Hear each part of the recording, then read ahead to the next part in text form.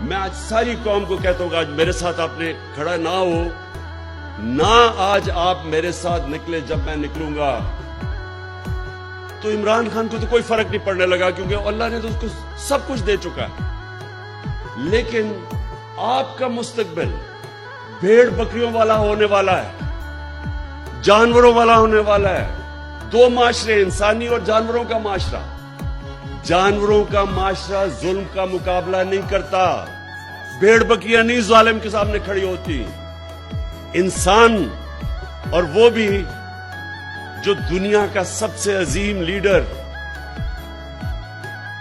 جو نبی صلی اللہ علیہ وسلم کی امت ہو، اس امت کے اوپر تو ویسے ہی فرض ہے کہ آپ یہ ظلم کے سامنے کھڑے ہوں، بھیڑ بکریوں نہ بنے، خوف کے بت کی پوجا نہ کریں۔ یہ سب سے بڑا بت ہے۔